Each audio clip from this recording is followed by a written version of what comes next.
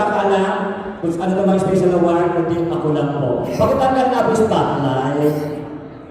Ayan. Right. Lufa Award of the Year salutes an individual who has exhibited extraordinary achievements and contributions to the creative arts industry through the Lufa Awards. And the second, Lufa International Awards. Lufa Award of the Year goes to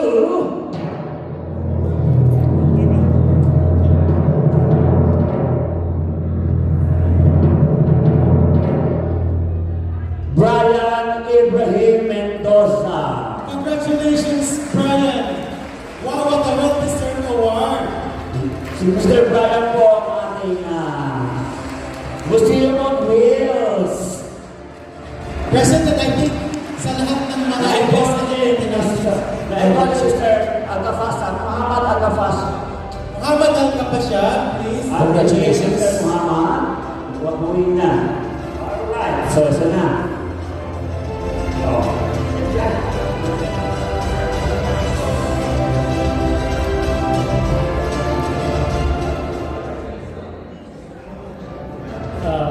Good evening, everyone. So, Priceless Award. I'm already 7 years advocacy of PNC News. 23 years here in Santa. Thank you so much for being with us. Thank you, Mr. Ibrahim.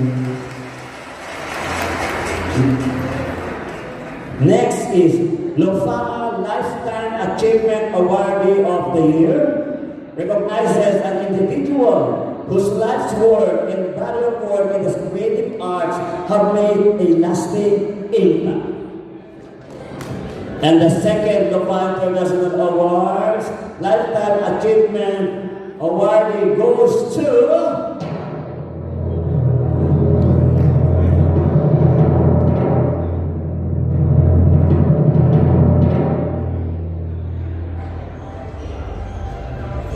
Mr. Lalabas Lani Karumba. Congratulations!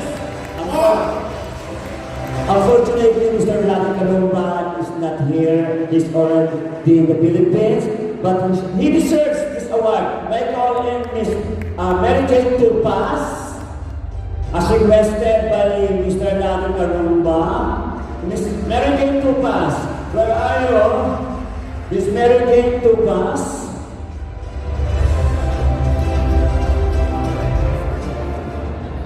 Skip muna tayo. Pagdating ni Miss Mary Jane,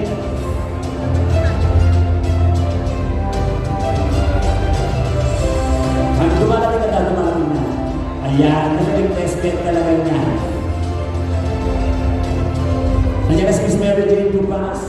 Ayan, to receive the award of Mr. Larry Karumba. Mr. Larry Karumba is the only multi-awarded painter, Filipino painter in Eastern Region. Ayan. Unfortunately, nag-exit na po siya a few months ago, but he still deserves it. Ayan. Picture.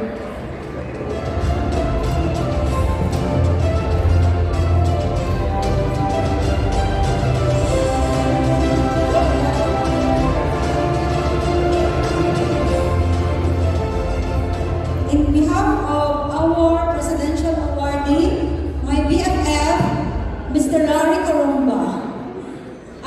Who among you knows Larry Karumba? Pakitaas po ang kamay, na mataas ang kamay, kung sino nakakakilala kay Larry. Ayun, there are some few people who knows Larry Karumba. Siya po ay nasa Pilipinas na ngayon. He's a multi-awardee.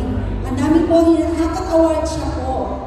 And he is, and really, in behalf of Larry, President G,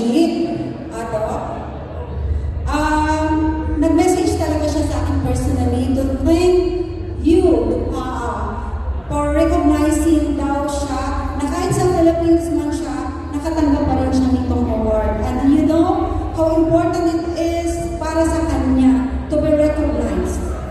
Of course, we are not just for the awards. Yun ang lagi niyang sinasabi sa akin. The awards is just only the fruit kung ano yung tinanim. Ika nga. Kaya I challenge all OFW, basta maggawa lang ng mabuti, do your best. Rest assured, God is there to reward. Siya po ang susi lahat. Kung hindi man tayo dumapress, makilala, it doesn't mean kasi wala tayo dito, hindi tayo acknowledge. So, in behalf of Larry Carumba, taos-puso po nagpapasalamat siya sa inyong award na binigay muli sa kanya na kahit nasa Pilipinas man siya. Mr. Larry, dyan ka man sa Philippines, sabi mo kasi i-video ko to at ipakita talaga sa iyo. Dyan ka man sa Pinas, you will always be in our heart kasi mahal na mahal namin ikaw bilang representing Lupaa awardee at bilang hindi lang basta-basta na artist. He is the very famous artist and the Bookie awardee. So maraming salamat Lupaa in behalf of Larry Carumba. Salamat po. Mr. Larry Carumba. Kasi ang dami na talagang ano yung mga tropa sa kanya sa mensahe. Hinihintay ko na lang ang award ng lupa. Ito, parang may Larry Carumba na talaga. Once again, congratulations, Larry Carumba for the Lupaa Lifetime Achievement Award.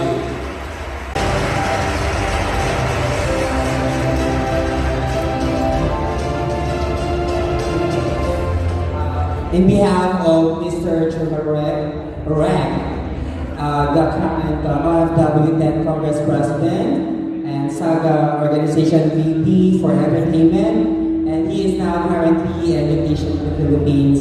So, in behalf of Chumar, we would like to thank Lufa for this award and for recognizing Mr. Chumar.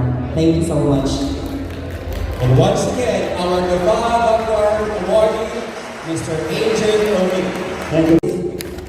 Lupaa Presidential Award. So this award is being given to members of Lupaa who was involved in arts or in athletics. Now, Lupaa Presidential Award acknowledges an individual whose contributions to the organization have set a new standard of excellence and creativity. And the second Lupaa International Awards, Lupaa Presidential Award of the Year for Graphic Arts goes to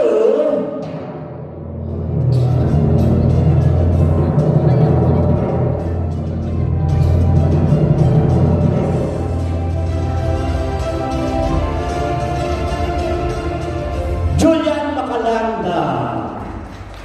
Congratulations, Mr. Julian Macalanda, for being the Presidential Awardee for Graphic Artists. Siya po ang gumagawa ng aming video, mga presentation sa part ng Lupaa. Yan po.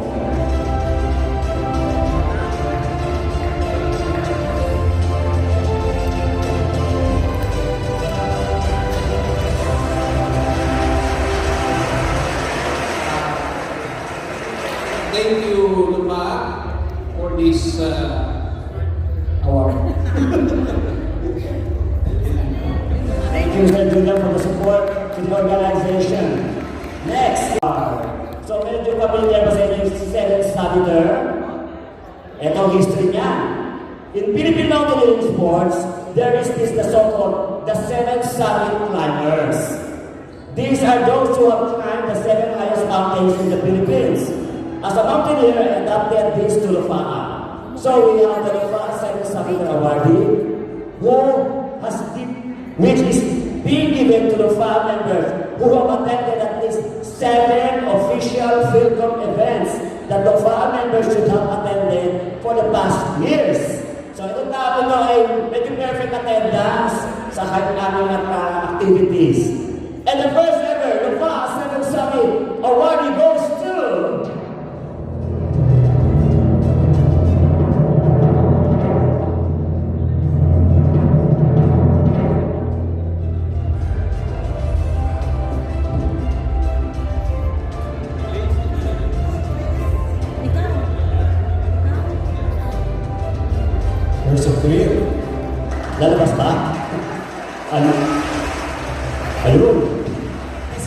the well-deserved award, President.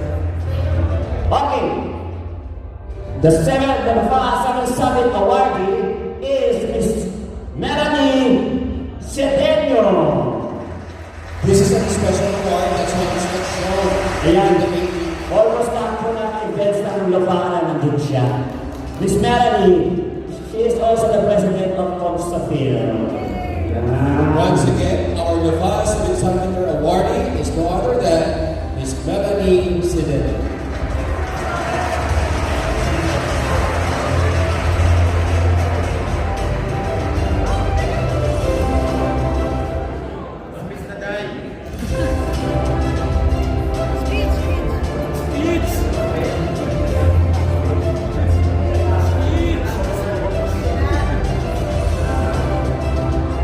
Gandang gabi sa inyong lahat.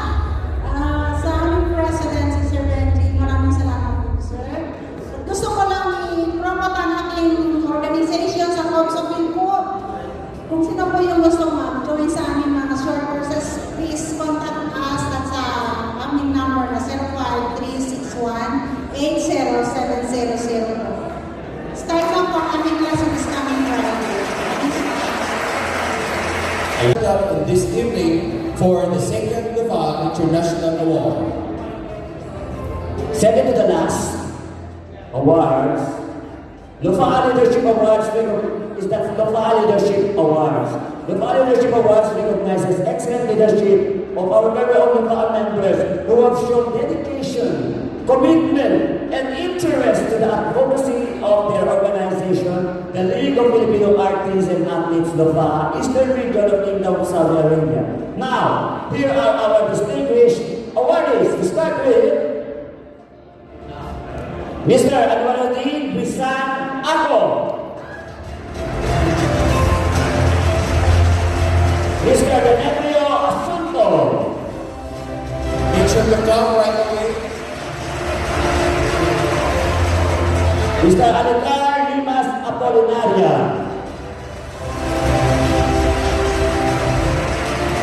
Please be Ms. ready. Omega P. Apolinaria.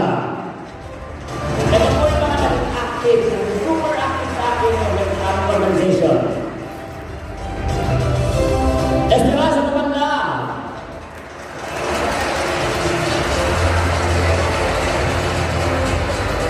Reynaldo Tumanda. Esperanza. Ito po yung mga nakikita nyo sa Kalayaan. Yan sa Tibetas din natin Kalayaan. Ito po yung kasama natin sa parade committee. Yan, sila po yun nandun sa parade committee ng Kalayaan. Eka Abunay. Casey Abunay. Celso Abunay. Nintendo, hindi po lahat. Pero yung nasibawan. Melanie Cedeno. Jenny Boy Pascua Fontillas.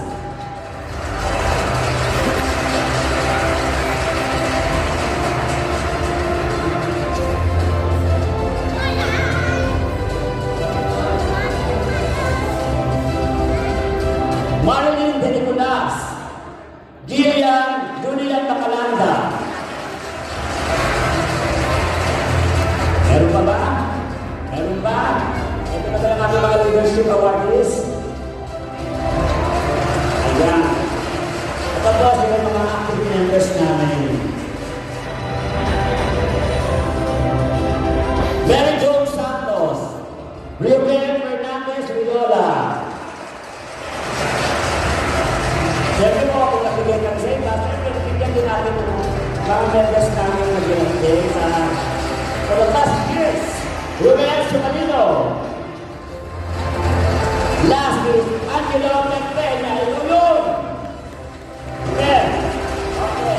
Okay, sila kayo sa akin. Alright. Okay. Picture. At saka yung lalaki niya, thank you very much. Very active in Bulan. Mr. Nabil. Ito, sasawa ng Jim.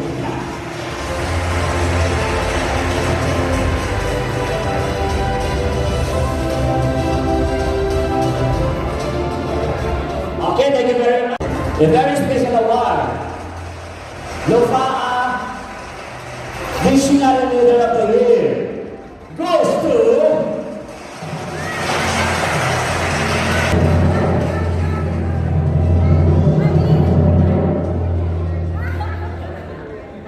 Mr. Nobel Villena.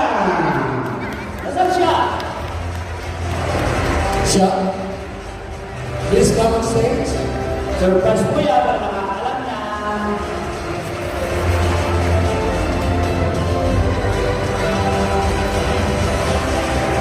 Congratulations. I call in Miss Melody to pass the award this trophy. Ay, nagubatan na lang kasi.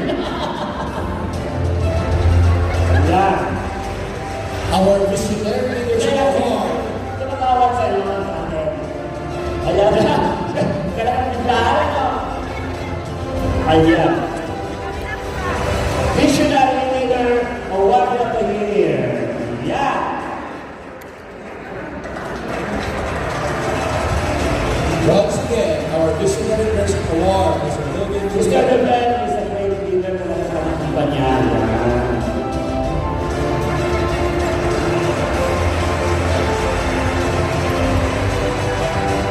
Thank you very much. Again. Pagod din. Record talaga. Hello. Akala ko kasi natawag yung pangalan ko. Akala ko Best and Sponsorship Award.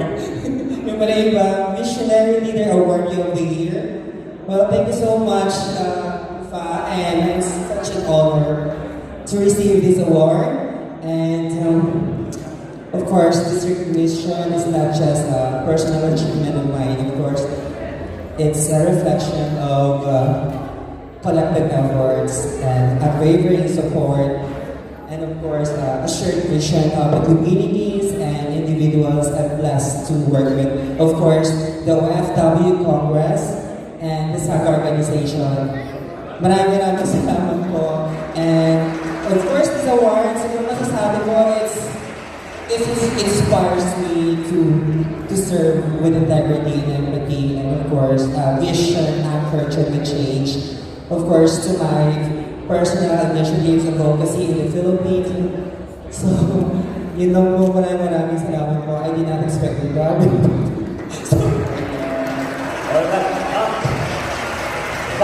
Skyline